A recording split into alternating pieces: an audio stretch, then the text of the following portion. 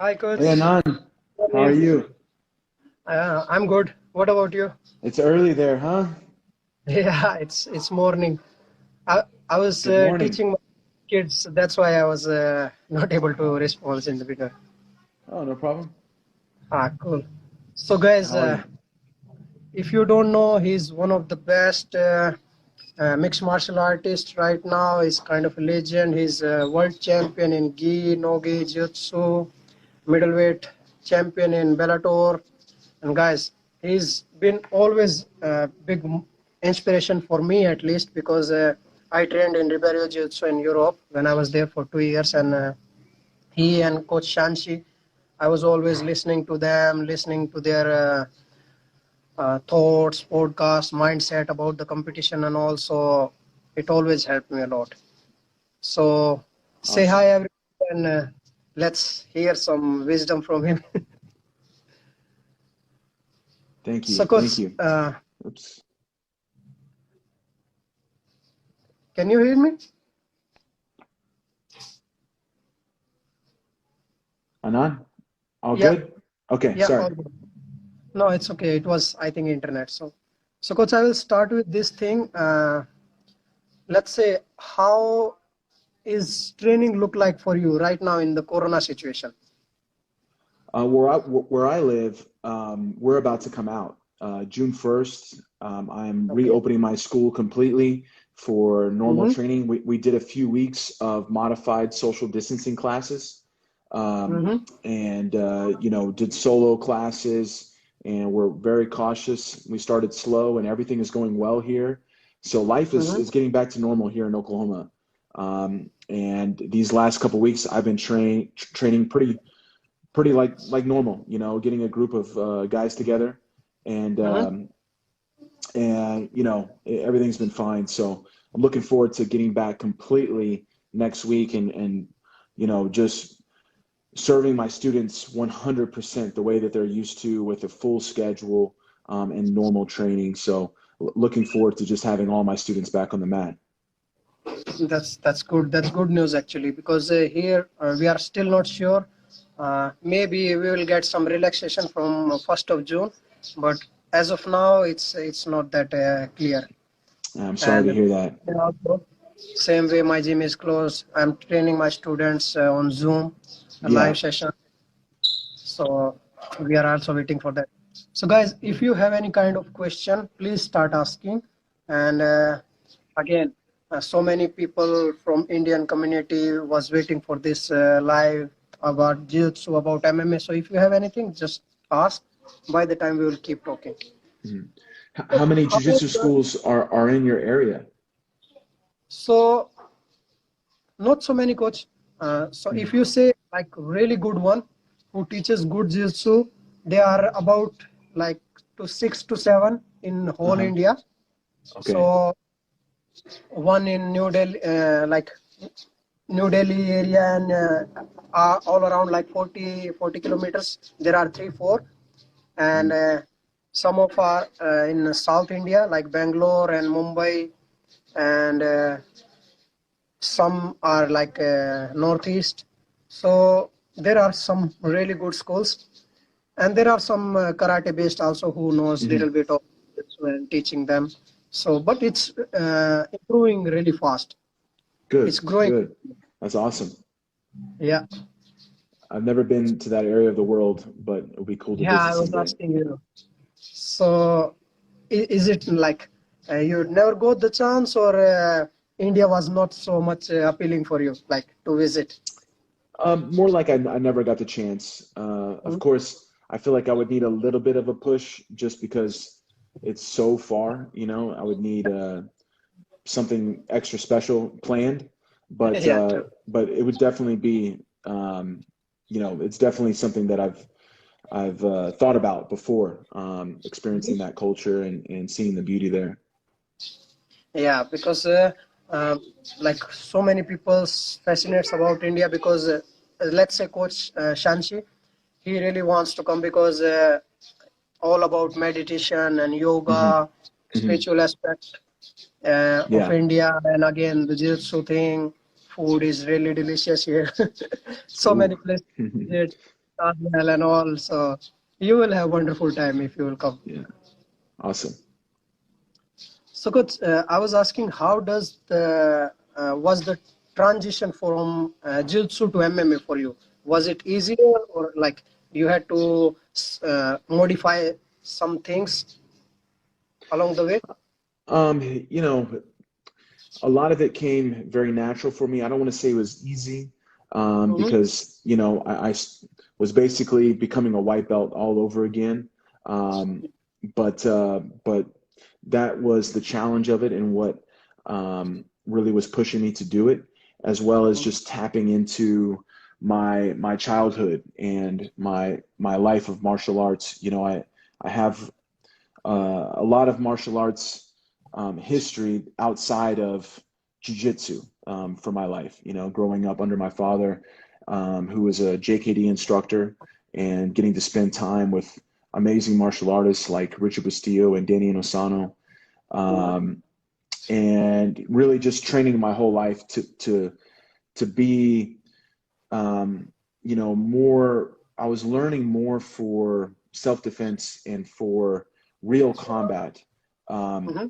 more than just winning titles and for the sport. And so Exactly. I always knew at some point I would test myself inside the cage. I just Mm-hmm. wasn't sure when that would be. And I think I picked the perfect time. I left jiu-jitsu with no regrets.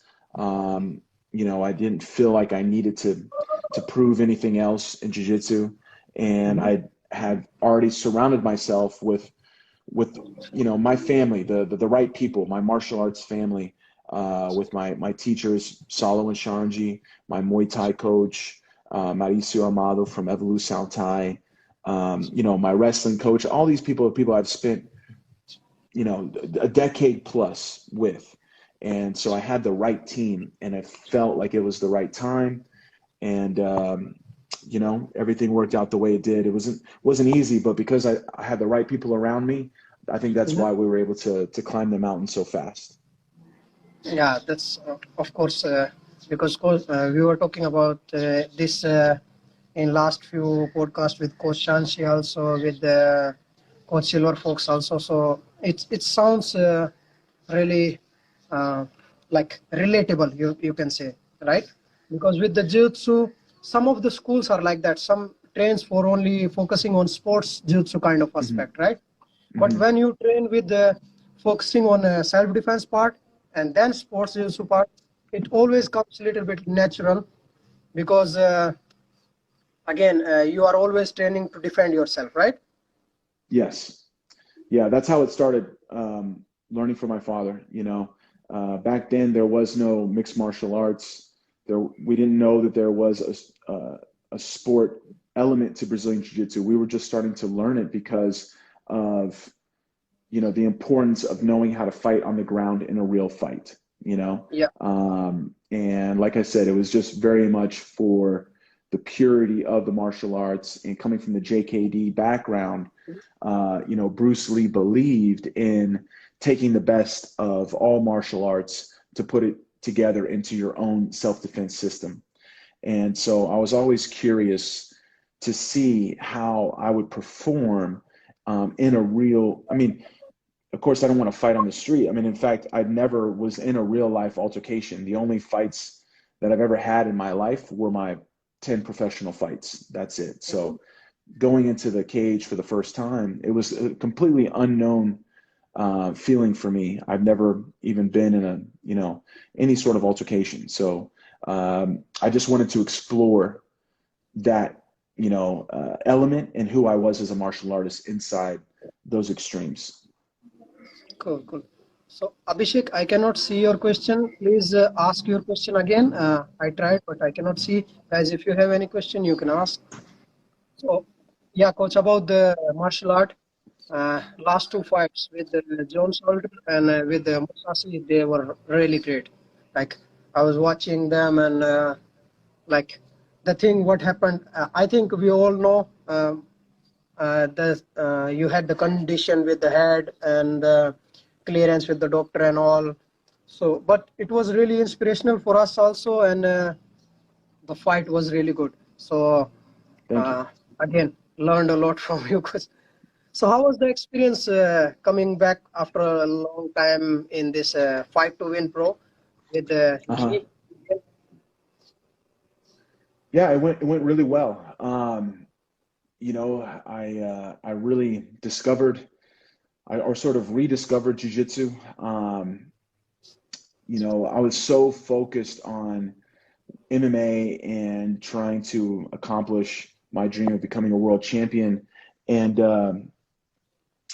so, you know, I was away from the gi. It just wasn't my main focus. And putting it back on during this time, like, of course, transitioning out of MMA, not being able to fight again, jiu-jitsu, I knew I would go back to jiu-jitsu. I knew, okay, you know, because the competitor inside of me always needs a challenge.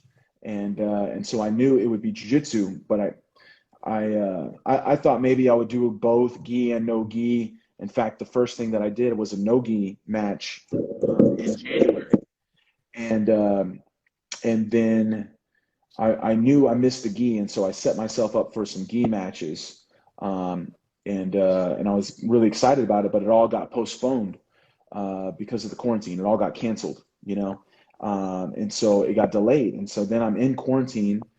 I hadn't got to do jiu-jitsu yet, and I was ready to go.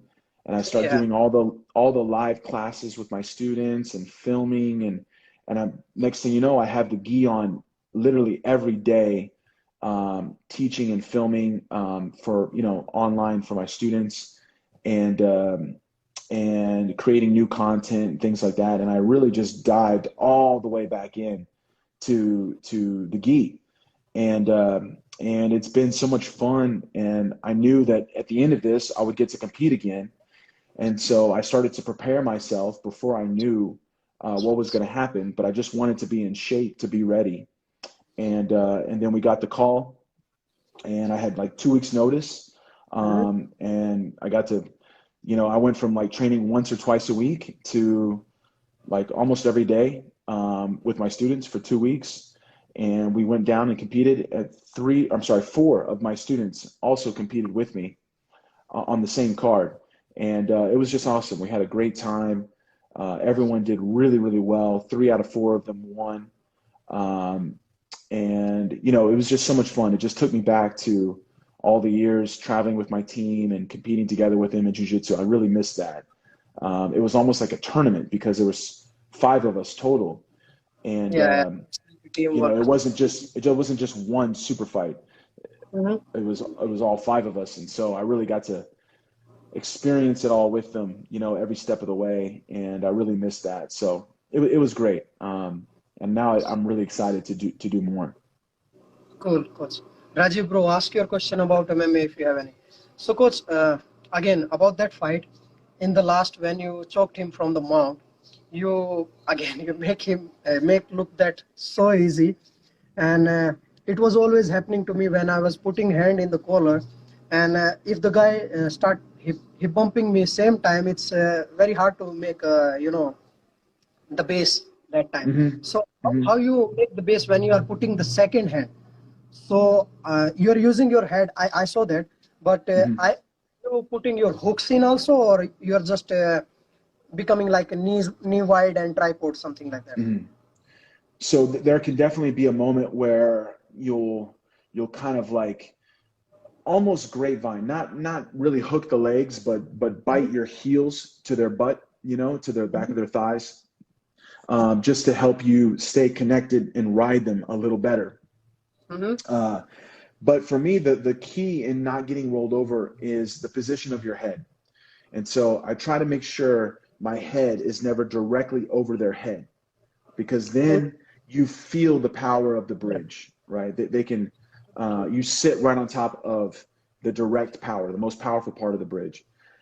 And if they grab your arm for a second because you're holding the collar, you know, you're very vulnerable. So what I do, if I have my right hand in the collar, for example, Yeah. I'm going to stay over to the left. All Yeah. right. The And hand which is going afterwards, right? yeah, so I'm always going to be over here. So I'm either going to be to the side, Mm-hmm. or I'm going to go above their head and then come to the other side. So I don't go over their Like head. sweeping motion. I I go above their head. Yes, yes. And so when I'm leaning forward, I'm putting my chest more on their face, and I am taking my weight, my hips off of their hips. I'm going forward, so then when they bridge, it doesn't affect me as much. And I keep my other hand on the mat the whole time, trying to show you. And as I come around, then I'm going to use my elbow to turn his face and give me the second grip. Yes, yes, and give me the second grip. But my hand is basically on the floor all the way until the very end when my head is forward, and I'm off to the other side. So I try to stay in that safe zone. I think that's kind of the key. In maintaining base also, coach, because when we are turning his head to the other way, he cannot hip bump us in this way, right? Because his head is side already. So where head goes, right? Yes, yes, exactly right. Yeah, there's only one direction you have to be careful for. That's understood. And so just prepare everything to not go that one direction that they can take you. You know it's coming. So just be aware and try not to sit right on their hips. Yeah, because when I started learning in India, like it's a really good gym. I learned a lot, but I always had this problem with the base, and I was always getting swept so easily, especially from the situations like that. This part really improved when I was training in Jiujitsu there in Europe. So that's our specialty. Yeah, exactly. That's our specialty. Why? Because for me, for 62 kg, 63 kg guy, it's hard to make pressure, But then when I was there, I learned that, okay, I had to move my hips this way. I had to turn my body that way. That really helped me a lot. So it still helps me to control even a bigger guy. I know where my weight is going, where I have to switch my hips. So the pressure concept in review is really, really amazing. Yes, yes, it is. I learned from the best. Yeah, true. I think someone asked a question here. Mashia Bishop. Yeah, he's my student. He's asking the book you talked about in Joe Rogan podcast. Think and Grow Rich. Your thoughts on that? It's a life-changing book. Look, I have one right here. I usually have one with me. It's just like a motivational book that helps you put everything in perspective, I think. Learn a lot. Try to pull it out. Here we go. Boom. Think and Grow. So, yeah. That's right. And it was kind of a bit of a turning point in my life when I discovered this book. I had I just won the world championships, and I was looking for a quote to put in a signature gi. The company that sponsored me was making a signature gi. And so I was looking at all these quotes. I wanted an inspirational quote inside, and I discovered this quote. It said, "Victory is always possible for the person who refuses to stop fighting." Exactly. And to me, that is very much symbolic for jiu-jitsu. As long as you keep coming and you never quit, you can be victorious. You can earn your black belt. And so that quote just really gravitated to me. And I won my world title in the very last seconds in the gi in 2007. And so it was just the fact that I didn't quit, I didn't give up. It made me really fall in love with that quote. And so I saw that quote was by Napoleon Hill. And then I did some research and figured out that he was an author. And I heard of his book. And so I ordered his book and I read it. And I don't know, it just really had a powerful effect on me. And I put the quote inside my gi, and I just had so many other things happen in my life that I felt like this book helped me see it more clearly, where I was doing things right and where I was doing things wrong, for my success, where I could be better. And so I don't know, this book just always stuck with me. I've read others, but this one always has just been my favorite. Mm-hmm. And I take it with me to all my fights, to look at and read when I'm backstage, just for good vibes, you know, good energy. And when I opened it up that night, for my title fight backstage, it fell right on to this amazing quote that really like gave me the energy for the fight. Mm-hmm. It just felt like it just really hit me, and that was the every adversity carries with it the seed of an equivalent advantage. Mm-hmm. And so, you know, time and time again, this book has just been really special for me. I'll show it to everyone once again if you missed it. It's Think and Grow Rich by Napoleon Hill. You know, anyone that's been around me for a significant amount of time, they've probably heard me talk about it or even seen it with me. I take it everywhere I travel and everything. And so anyways, that answers the question there about the book. Yeah, that's true. So again, that brings us to the next question. So I think everybody have different kind of mind preparation when we are going to tournaments or the fights, and like you said, you prefer the book. So is there any other way you prepare your mind, like mindset thing? Because I used to listen to you a lot in my starting period when you were saying that you had to find a true reason that why are you actually fighting. It's not about the medal or like being famous or looking crowd cheering for you, but you have to Mm-hmm. find a actual reason inside of you, right? So can you Yeah, please tell something about that also? sure. And I want to thank someone here, NYC Ninja. Thank you so much for the kind.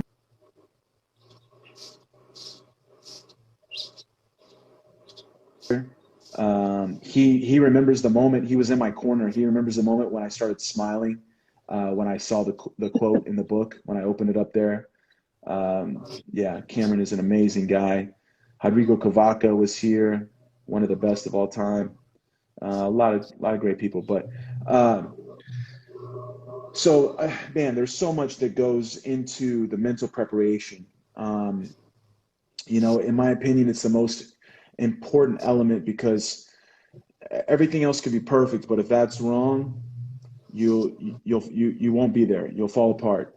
And at the same time, if everything else isn't perfect, for example, what I went through in my title fight camp, if Mhm. everything else isn't perfect, but your mindset is perfect, you can still have an amazing performance. And so, you know, I give it the most important element to your routine and to your training every day. You know, you can't just show up on the day of and have the perfect mentality. You know, you have to train it every day the same way you train physically, technically. You have to be working on feeding your mind positive thoughts all the time. So you have faith, so you believe in yourself and your work. And that just really comes to having a deep connection to your why, your purpose, you know, and just being in love with the journey, the process, the people that you get to share it with. You know, for me, there's four main words that I put it all into, and that is happiness, Mhm. gratitude, inspiration. You know, what is your why? And confidence. And you work them all together. You know, confidence really being like faith. You know, and there's a chapter in Think and Grow Rich about faith and how you use auto suggestions. You know, this self talk, the things that you say in your head, to just constantly have those four words flowing in your Yeah, mind. exactly. You That's know, really um, and one of my favorite auto suggestions that I use um, all the time in my training, whether it's conditioning, I'm running sprints, or I'm actually sparring. Every time it comes up to that last round, I always say to myself, "Last round is my best round. Last round is my best round." You know, that is an example of an auto-suggestion. And I think about it and, you know, just visualize it. And I go out there and I give my best in the last round, always, no matter what. And when the last round is done, I always raise my hands. You know, I raise my hands and believe that I earned the victory. And I tell myself, you know, I'm going to win and blah, blah, blah, blah, blah. And, you know, I start thinking about the whole journey and everyone that means so much to me and the people I want to share it with. And, you know, you got to feel it every day. And when you do that, you can get through anything, whether it's on the way to the fight or in the middle of the fight. You know, you can really find the power to dig deep. And you got, I mean, number one, like I said, you got to know why you're doing it for. What, you know, what is your why? But after that, you know, once you have that, you just connect all the other pieces and anything is possible. Yeah, true. Because same thing happened to me also, coach. When I started training, I was injured actually because I'm a diver also, deep sea diver. And one time I hit my hip bone and there was a crack in hip bone. So I was not able to do shrimps and all. So it was like for starting 2-3 years, I was really suffering, just laying down and just defending myself, and that's all. But I never gave up. It was on the right condition. I always wanted to do that, and slowly. How long slowly. did it take you to recover? Of course, it took me a really long time because I had one condition also. There is a gene positive in me, HLA-B27. So that doesn't let you heal with these kind of condition. It the problem keeps coming back. So oh, I'm sorry to hear that, Anand. Wow. yeah. And then when I was in Europe, I started getting a little better. Maybe because of weather. Weather was a little bit more cold, like obviously colder than India. And but I had a bad breakup and my mindset went to shit. So even I was prepared, physically good, I was not able to keep the same mindset in the competitions. I had in the last period 4 or 5 competitions there with the good organization, global grappling and all, and I was always losing in the final. Like I was reaching up to there and I was always losing in the final. That was really frustrating, coach. And then I turned back to my roots, yoga, the spiritual part of it, and that helped me a lot. Like same like you said about the book, right? I had to back in and I had to find the reason why I'm actually doing it, and that helps me a lot because in that when I close my eyes, when I sit back still, I can talk to myself in a better way, and I can really find, okay, I want to do this for my own satisfaction, not for medals, not for being famous or fame or something. It helps me, that feeling that when I'm stepping on the mat, really like a time stops and I'm moving in a slow motion. It makes me really happy. So after that, I jumped back again. Recently, I won in ADCC India gold medal. Awesome. Yeah. Awesome. So it was one that's amazing. Up to India yet. So again, same Coach Shansi said also, yoga helps him a lot also. Have you ever tried doing meditation and those things? Yes, I have. With the guy that was in here earlier, Cameron Shane. You know, he's the Budokan, the creator of Budokan, and he's a yoga master, definitely the best yoga practitioner I know, 100%. And I practice yoga with him, and he's led me through some meditations before, and I really enjoy it. I feel like I do a lot of meditation throughout my day.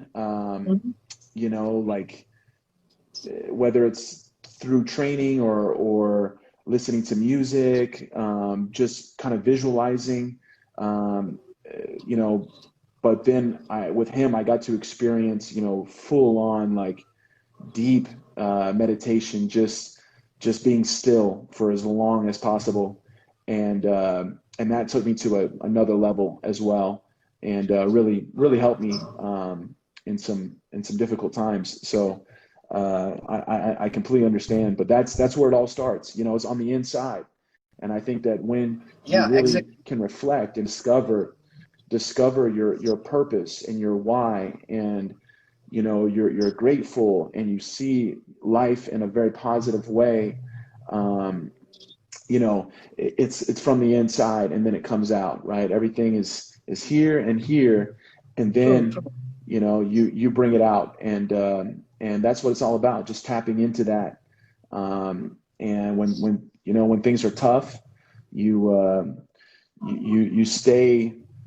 you stay calm, you know, you stay peaceful, Exactly. and inside of difficulty, you understand that there is always opportunity.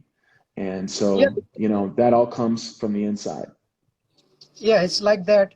Okay, for us, because yoga started, grew in India, and like India was the root for that. So we understand in some other way. So take it like Hmm. that. So our five senses, right? Touch, hearing, seeing, smelling, right? And Hmm. listening. So these all works for outer world, for us to experience to survive in the outer world, right? But we Hmm. cannot feel what is happening inside. For example, even if a ant crawl up on our hand, we can feel it. But so much blood pumping through our veins, we cannot feel it, right? Hmm. So if we want to be something more than just a surviving, uh, you can say, creature or animal or human being, we need to turn inwards. We need to Yes. sit still. We need to close our eyes, because we all have this source of creation inside of us, right? Hmm. We are not just a robot. We have so feel it like that. From childhood, we were so small. Now we are so big, right? From Especially uh, me. yeah, came from. We have that typical intelligence or source of creation, you can say, inside of us, that turns even a banana into a human being, even a chapati, even a food, even a burger into a human being, right? No Hmm. other machine can do that. Right. So if we want to That's tap right. into that energy, we had to turn inwards. We had to Hmm. our eyes sit back still, right? Yes. And And that's the people, beauty of martial arts, is it can help you channel this. Um, exactly, yeah, true. you know, people don't realize it all the time. Sometimes they're not, they shy away from that part of it. But whenever you feel that and you get that down, I think it's super important when it comes to fighting, being inside the cage, you know, being at peace. If there's And something being in the wrong, moment. yeah, if there's something wrong, inside, it can really affect your performance. Oh, course, true, very true. Because again, so if we are not focusing on that, we are solving only problems from outside of the world. And outside situation keep changing always, right? But until you fix the problem inside, there is no other way to go, Yeah. because you are against yourself. There is no way out. Yeah. Yes. If our Exactly body right. and our mind working together, we can solve problem outside in the world, even if they are Hmm. so difficult, right? Yes. If our body or mind is not working together, that's very hard. 100%. And How we doing? also same thing with our jiu-jitsu. uh, it's a kind of meditation most of the people don't understand. But for example, if someone is attacking me, I need to be in the moment. I'm always 100% focused to save myself, because as long as I lose my focus, he will catch me, submit me, or take a better position. So after maybe 1 hour, 1.5 hour of rolling, your body is tired, but your mind is really relaxed, because you are so focused all the time. Hmm. Yes. That's right. Um, there's another There is a question question from, here. yeah. Uh, so if you're injured, well, you know, there's a lot of ways to work around an injury. It depends on what it is. A leg injury can make it difficult. Obviously, you can't, you're not mobile. But I found that with even a leg injury, if it's not too serious, maybe it forces you to stand with your other leg forward, and you learn how to develop another side that you didn't tap into before. Um, and there's always a way to work around at least a little bit physically. And you can always study, you can always watch a video, work on your notes and your goals, writing things down, mapping out like your training when you come back, the things you want to focus on, the areas of your game that need improvement. And, just keep the mind working, get the mental reps. Every time that I've been injured, I still feel like when I come back, I manage to improve. And the fact that you're even more motivated as well, a lot of times coming back, you find that you have a jump in your game, because you come back so motivated. And as long as you've really directed your mind and what exactly you're going to do, and then the new things that you have to do to work around that injury, you can have a big improvement. It can spark an improvement. And so, those would be my suggestions. Keep coming to class, try to keep in somewhat of a routine as much as possible, try to eat healthy to promote a faster healing process. And just, keep moving as much as you possibly can, in any shape or form. True. And coach, talking about the practice and MMA. So how do our jiu-jitsu should look like when we are transiting to MMA? Because again, a lot of people have this misconception that they can hit the moves like Ryan Hall and Iman Ari doing. Again, so specialist in that field, right? But most of us not, and we had to stick to our basics like like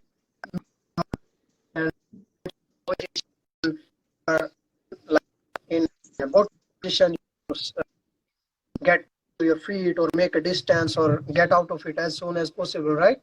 So how the jiu-jitsu should be for the MMA practitioners? Well, definitely take it slow. Like I would say take an amateur fight, maybe even, make sure you've done, take your time. Give yourself enough time to build a strong enough foundation in jiu-jitsu first. Maybe, once you start learning some stand-up, you take an amateur Muay Thai fight as well, just to get even more comfortable with punches flying your way, and getting hit and moving. Of course, make sure your wrestling is in a great point. Do grappling tournaments, like compete in everything, almost everything individually first. If not everything, close to everything individually first. Make your way into amateur MMA, and then just keep building slowly. But you gotta do a lot of exploring, once again, of how you can transition your game, when there's strikes. The guard is going to change. You need to be working to get up more. You need to be ready to wrestle, a good wrestling base, get on top, control position. You have to be very precise as well. You can't let the person make their way back up. If they stand up again, the risk is wide open again. So I would just say, take your time, train as much as possible with experienced fighters, get to know what that feels like. I went all the way to Curitiba, Brazil, so I could train with amazing, incredible knockout artists, strikers that have a lineage to shootbox, under Rafael Cordero. And I wanted to train there because I just felt like if I could be comfortable with these, incredible knockout artists, guys that have 70, 80, 90% of their wins all come by knockout, and that's the exact opposite of me, right? So down there, and they spar really hard, full on. It's a little different, but being that I had zero, I mean, or very little MMA experience fighting guys that, you know, had 2, 3, 4, 5 times the amount of as many fights as me. I felt like that experience of being in the fire there and being totally out of my comfort zone, right? That's not my normal school. It's not my normal country. You know, it's a completely different place. Yeah. It really hit the switch for me to be able to step into the cage and feel comfortable. It's like, man, it's not going to be any worse than what I was Exactly. already experiencing, you know? I mean, some of those days of training just went absolutely terrible, and I got really beat up. But that's part of the game. You know, you got to get used to that first. So until you're comfortable with that, don't even think about getting inside the cage. Yeah, true. Yeah, that's true. Some people like they have this false confidence, you can say, or there's some kind of ego. They can think that we can do so much better in cage, even when they are not that much prepared. For us, like I always wanted to step into MMA, but I had this injury again. It's very hard for me to uh, do the standing part, and even when I'm doing the standing part, like especially when I'm going in punching or kicking, and then coming out of that, it's hard. And I took the precautions, and I'm still waiting to get better. But yeah, you're right. We have to focus on the basics, and first let the get the basics right, and Hmm. then we can talk about it. Yeah, Not so yeah, much, right? exactly, exactly. And you better, I mean, you got to be ready to wrestle. That's one of the biggest things. You know, in jiu-jitsu, you can get lazy playing guard. Exactly. And MMA, you have to be ready to wrestle, and you need top pressure. You know, you need to control, keep it simple, just like you said. Yeah. So there is one more question, coach. What is your favorite BJJ submission? It's really hard to pick just like one single uh, exact move, but I mean, I love chokes, just all chokes. I think chokes is number one, and then the arm is a close second. Arm Mhm. bar or kimuras, um, but definitely chokes, I believe, is the way to go, especially, you know, with the gi. I love the cross choke, the mounted cross choke. That that's kind of my. If I had to pick one, that would be it, because nothing feels better than mounting and choking. Okay. True. That would be the best. But anything from mount, basically. If it was a mounted armbar, hey, that's great too. Ezekiel, just being in mount and finishing the person is kind of like you get everything. You get the best of everything. And there is uh, one more question the guy is asking about Charles. hmm Did Yeah, you he see it? has an amazing submission game. Yes, for MMA, it's definitely one of the best. Um, you know, and that gives a great example. You know, like the more dangerous you are, the better. Like there's not as much, you know, scoring points, right? In MMA, of course, position is good for ground and pound, um, but I think that being able to submit as easily from your back, as you can on top and in transition, you know, all the transition submissions like guillotines and kimuras and things like that you can catch in transition, and then having legs that you can triangle with and armbar with, you know, and then the ability to take someone's back and pass them out. I mean, you know, you need it all, but being able to submit everywhere is a great skill to have for MMA. If I can make you scared to come into my guard, that's going to help me get on top. You're not going to take as much damage, Mm-hmm. um, when you're on bottom, because someone's going to give you space. And so, you know, there are some people who can really just only get submissions when they're on top. and you know, in MMA, that can be difficult sometimes. So having the ability to catch him in transition and or Mhm. off your back really makes you a complete threat. True. Okay, so And next one. Charles the Bronx has that for Yeah. sure. And the guy is asking that, coach, which guard do you prefer when you are in the bottom in the MMA, and some people are using William guard or rubber guard something. So, what do you prefer? In MMA, Mm-hmm. get up. Exactly. Yeah, That's no, the thing I'm talking about. The quick not being quick fancy and submission, quick submission, or kick and get up. yeah, That's the best. Get up and wrestle. Just get up and start over again. There's no guard you should feel comfortable in MMA. All it takes is one elbow, and it completely can change a fight. Believe me, I know. So yeah, you should never be comfortable to play guard. Of course, it's possible. It's possible. So be ready.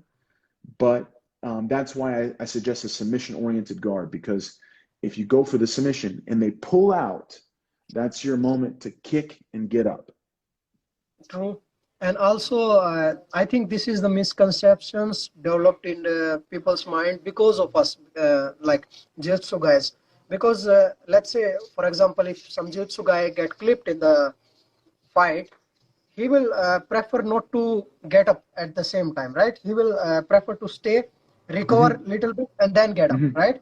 Yeah, Because if he exactly. try to get up at the same time, his mind is not still in the same condition, and that can be really more devastating or damageable, right? Yeah.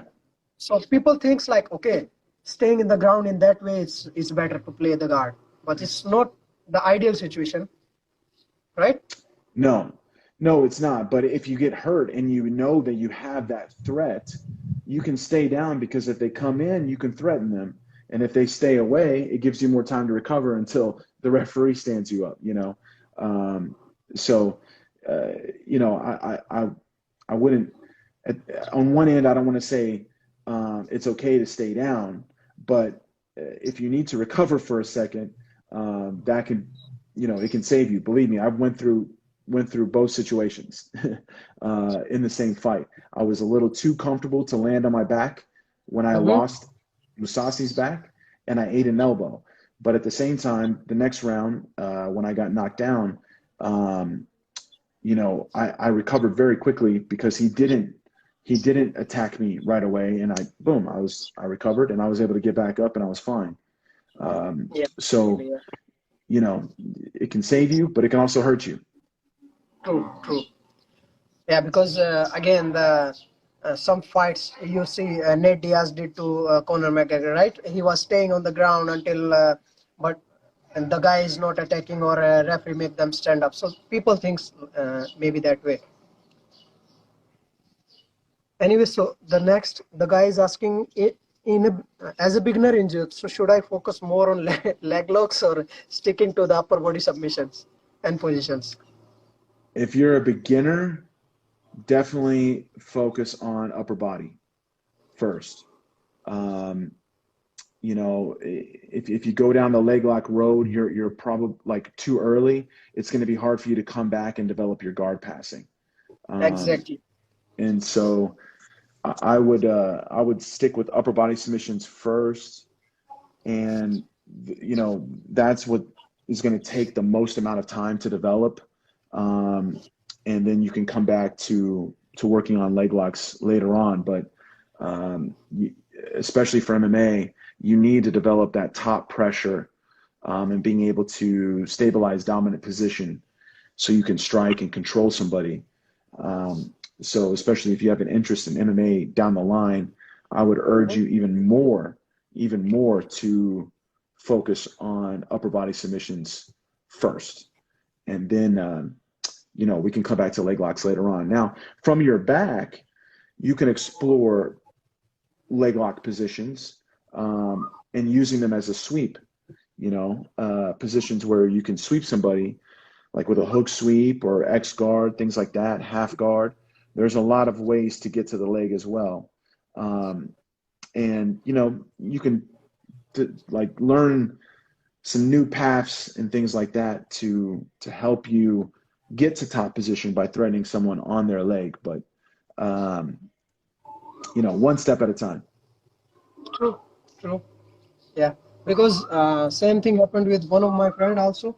He was, he still is so interested in leg locks that he was always stepping in between the legs and sitting down there. And Hmm. he's blue belt now. But again, I don't feel his top game is he is so much confident in his top game, and we need Hmm. that. So it's Yeah, not is going to happen especially that for he MMA. always has a chance to sit in Yeah, between the legs. yeah. A lot of that came about because of all the submission only tournaments and formats that started popping up, and so there is no incentive really to try to pass someone's guard. If it's a submission only event, maybe you don't want to put that work in to go for the neck when you can just try to take their leg right away, and so So that caused a big evolution in the leg lock game. People really just preparing solely for submission only events, mhm. but that doesn't always transition into MMA very well. You need a top game, and so it is very important to learn how to pass the guard. Um, That's and then if you can throw leg locks behind it, then that makes you even more dangerous. But mhm. try to be as complete as possible. Yeah. Also, with the people don't understand one more thing that the competitors or athlete we are seeing in the submissions only tournament like Fight to Win Pro or ABI or something, they are already on that high level that they did that work already for the top body and all. Yeah. Uh, for beginner, they are saying, okay, these people are doing like that, so we can do like that. But that also doesn't not always work in the same way, right? Hmm. Exactly. Cool, good. So there is one guy, he's asking how much of your curriculum based upon the idea of an opponent striking as well as grappling. How much of an opponent striking? I think he's asking like basing upon the opponent, like for example, Musasi, you will focus on more striking on grappling based upon opponent, preparing So for in the my fight. in my training camp, in my training Yeah. camp. Okay. Well, pretty much all of my camps, I spent more time striking, just because that's my weakest area. I would do Muay Thai and wrestling, um, very, very heavy, right? Jiu-Jitsu would actually be the thing that I did the least, Mhm. um, as far as like pure grappling jiu-jitsu.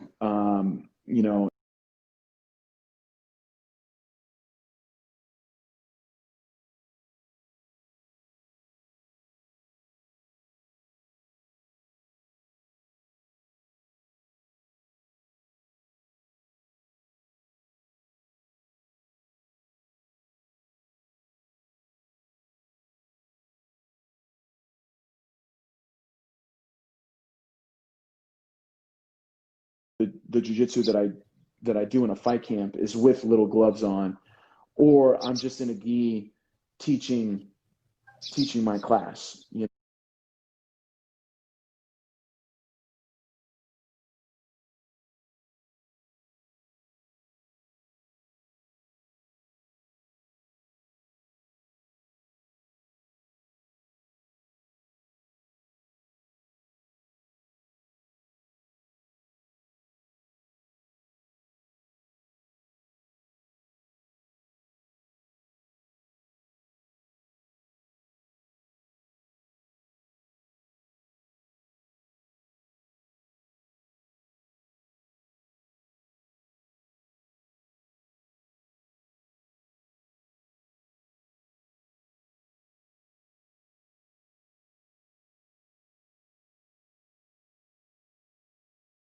I always did a lot more striking just because that's my weakest area. And of course, wrestling and striking for me were very much this like part of the same session. All of my combination, I would be working going into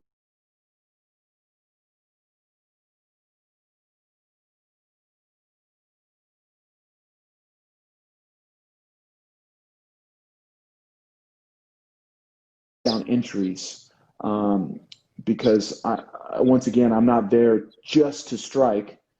I'm there to hit as much as I need to hit until I can. So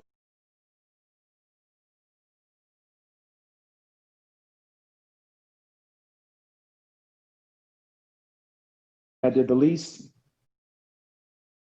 striking and wrestling, Muay Thai and wrestling was what I would spend the most time on. And connecting those two together, which I think is really important. Not everyone does the connection. Sometimes they do the striking and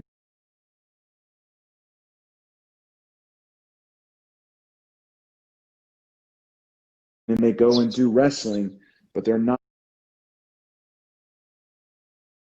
blending them together enough. And so their combinations don't flow into their takedowns seamlessly. You know, there's a bit of a gap.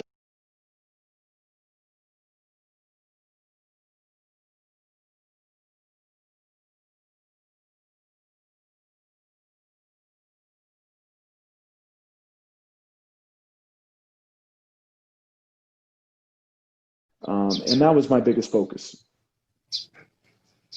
True. True. Yeah, it's like that. Okay. So again, I'm just a beginner in comparison to you, but I understand in this way. So for example, if I'm fighting someone, or if uh, any of guy from my gym is fighting someone, I give him this advice that you have to see the difference in between, like you said. So for example, your grappling is on 10, his grappling is on 7, but your striking is on 4 and his striking on 10. You need to figure Hey, out the don't talk about my striking like that. coach. You only I'm give me just a giving the 4? example. Just a 4, huh? I'm talking about any other guy in my gym is just an But here's example, the coach. thing. It's Yeah, not even about striking versus striking.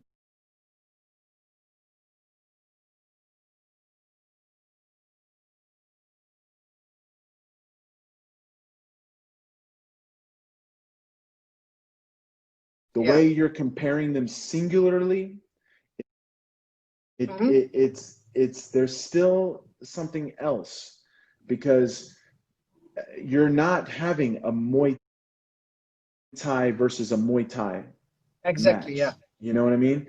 So I find that uh, in some of my fights, I mean, if you look in the first 2.5 rounds Hmm. of my fight with Musasi, I was outstriking him as well.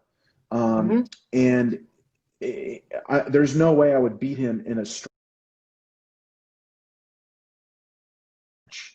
But because there's of the takedown and you can clinch, you know, and you can close distances and you can, it's so much different. And so that's why I don't even try to compare it the way you compare it, because then you can psych yourself out about that striking disadvantage that you're talking about and be like, ooh, and then it becomes fear. You're not there to strike with them. You're there to be the better overall martial artist. Exactly.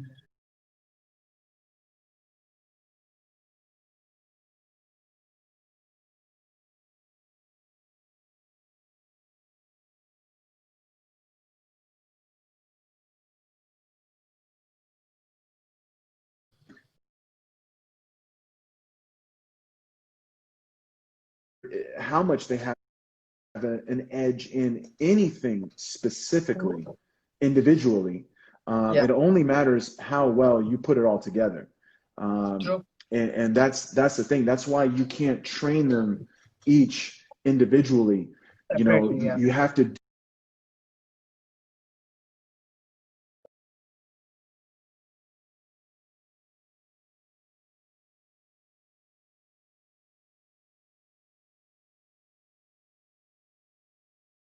For me, was kicking, punching, changing levels, takedown.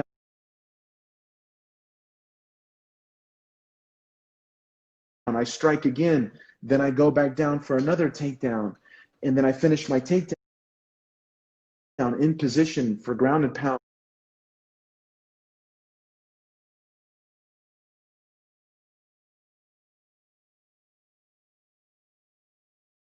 I was doing my repetitions was all together.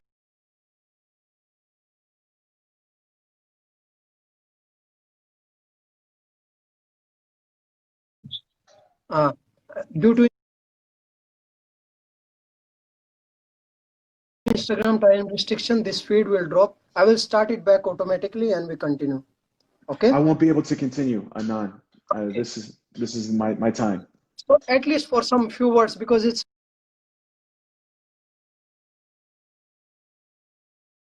only.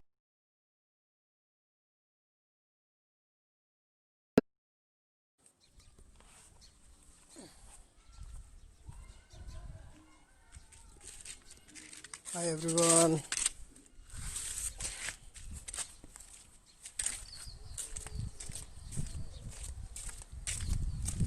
So guys, Abhishek, hi Dhiraj. I think Abhishek made best of it. He asked his questions, and other people not so much, but that's okay, that's their choice. Samrat didn't ask anything, again it's okay. And he's gone, he had something better to do, like something urgent, so he will not be able to join again. But anyway, thanks guys for coming. And if anybody missed it, and if anybody wants to see it again, I will be uploading it on my YouTube channel. So guys, please like, share, subscribe. Anand Sharma MMA. And again, Professor Lovato, one of the best podcast, best interview we had up to now. And guys, so much to learn in this one. It's okay, bro. It's nothing to thanks for me, because I'm doing this all for our jiu-jitsu community, and we are all in this situation together. We are all stuck, so whatever we can do for each other, whatever the way we can do better, we should do it. I feel like that. But if I'm able to help anybody through this, I'm really happy for that. And guys, if you have any suggestion or comments, or just let me know. And again, the video, the podcast, you will find it on YouTube soon. So again, thanks for joining guys. We'll see you soon with some other motivational figure. So take care guys. Follow, like, subscribe, tag, whatever. Anand Sharma MMA on YouTube, and I hope you learned a lot also, brother. So bye bye guys. Yeah, it was a good session, so much of knowledge. And guys, you should be asking questions. That's for all learning, for all of us. It's not that just I should be only the one asking. You are also free to ask, right? Anyway guys, I'll see you after. Bye bye.